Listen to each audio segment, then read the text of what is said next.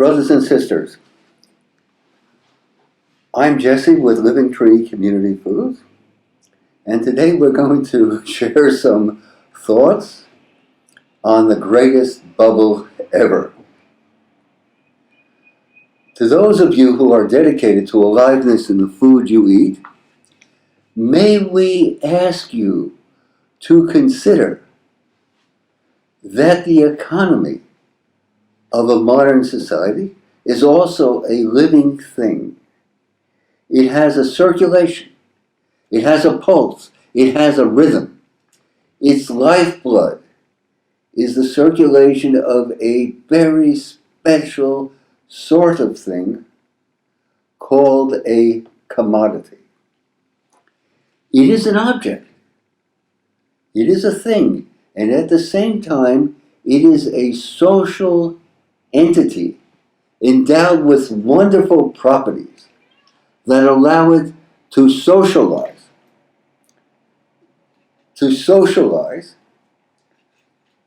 with other commodities. Commodities cast the long shadows in this society. Commodities are what matter. The world revolves around commodities. They are things, they are physical objects, and yet they are endowed with a very special life, a very, very special sort of existence.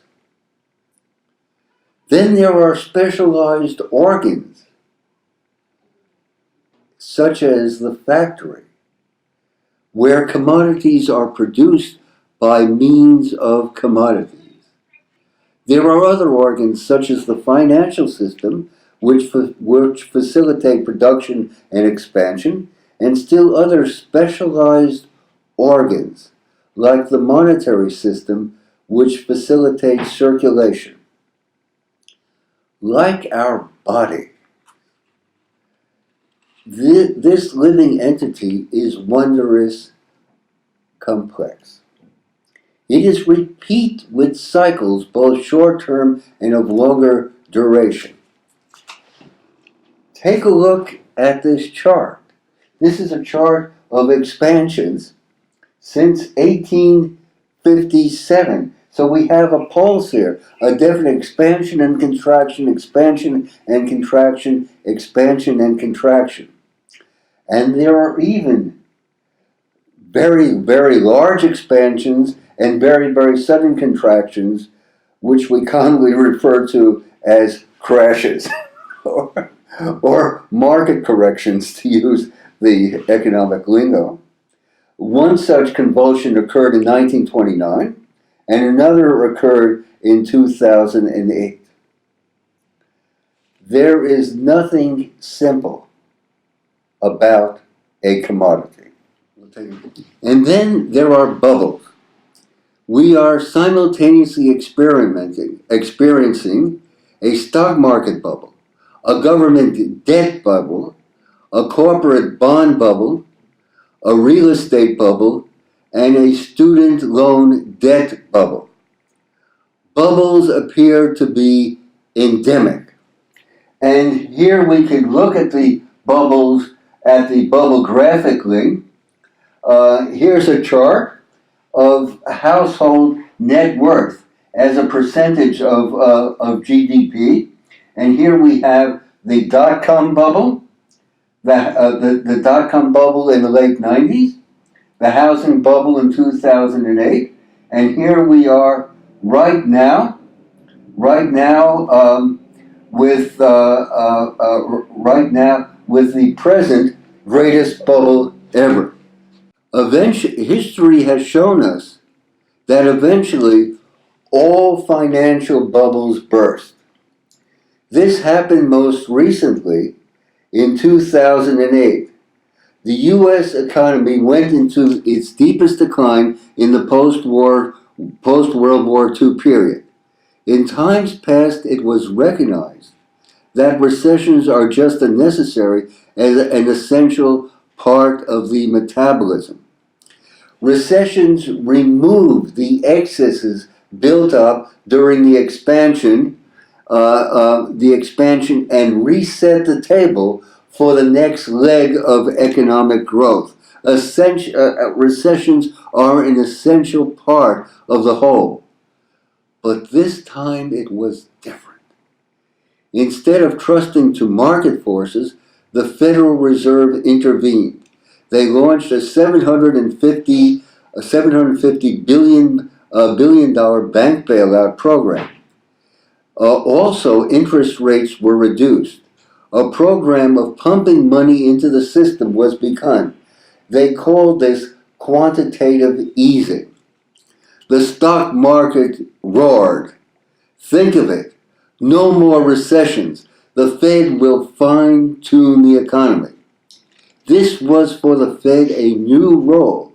Before, it more or less regulated the monetary system.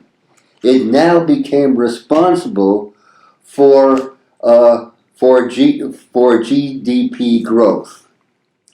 Sure enough, cheap money drove up share values. It also enabled the financing of corporate takeovers, mergers, and share buybacks. The debt of the federal government is approaching $22 trillion. Total debt, business, household, and government, and finance is $72 trillion. The result has been in despite all this phenomenal burden of debt, businesses, households, and government, the result has been an expansion that has lasted well in 119 months, but the growth has been anemic, averaging somewhere in the order of 2%. And that's so. Therefore, with 6% of GDP, with a 6% GDP deficit spending by the U.S. government, that's with massive loan creation by both business and consumers. All we get is just an anemic growth with wages more or less flat. They seem to have run out of investment opportunities. There seems to be a descent to a delirium in which money is somehow supposed to create more money. By throwing money at the economy, by resorting to the printing press, this is supposed to, by some magical means, supposed to create wealth. This is a fantasy. This is a tragic delusion. They seem to have forgotten about about a rather essential element in the economy, and that is production. Production is the engine of wealth creation. It is precisely this, the deindustrialization of America, that they have neglected. As Michael Snyder tells us, it was America that was at the forefront of the Industrial Revolution. It was America that showed the world how to mass produce everything, from automobiles to television sets to airplanes. It was the great American manufacturing base that crushed Germany and Japan in World War II. But now we are witnessing the deindustrialization of America. Tens of thousands of factories have left the United States in the past decade alone. Millions upon millions of manufacturing jobs have been lost in the same time period.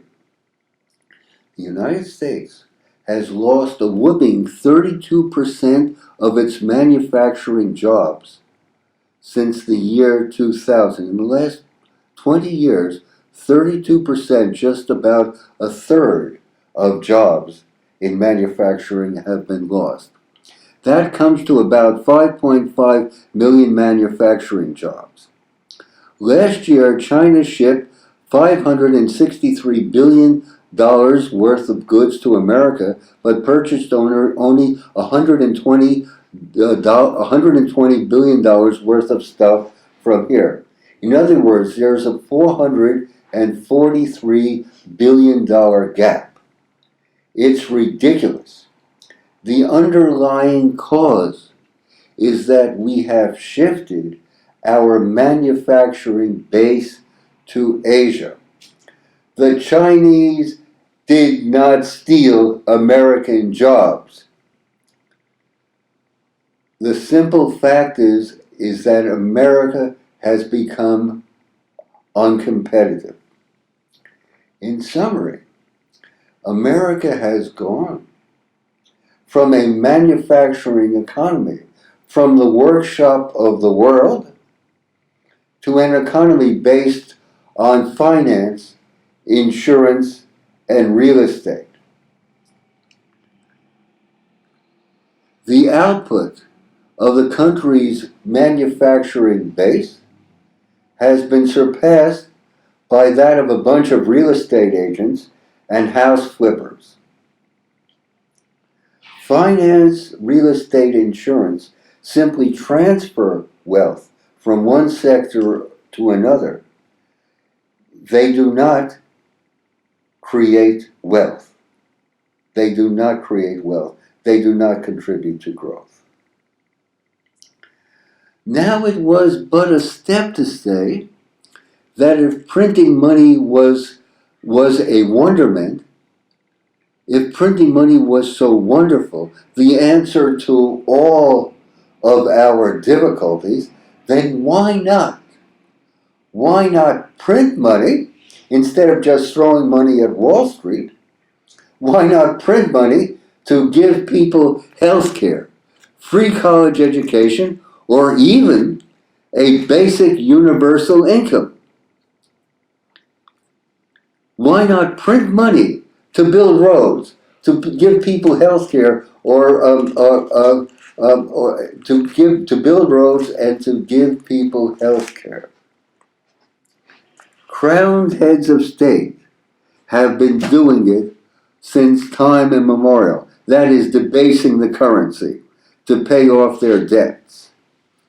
But the academics gave it a name. They gave it a name. It's called Modern Monetary Theory, or MMT. The government can simply print money to fund itself today and then deal with any resulting inflation by raising taxes or issuing debt tomorrow. What's the problem? What they are trying to do is to paper over a deep structural delirium, a deep structural fault with an illusion. We are in the 119th month cycle of the greatest ever stock market bubble. The middle class is disappearing. Government spending is out of control. And the implosion of bubble finance, which will be inevitable, will cause the greatest market crash in history. Pour on the easy money. One consequence of the greatest bubble has been an increase in economic inequality.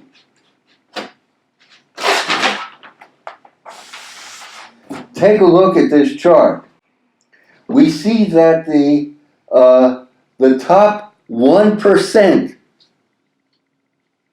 of this nation are approaching ownership of something towards 40% of the wealth of this country, whereas the bottom 90% are approaching 21% of the wealth of this country. Look at this spectacular polarization, this spectacular gap.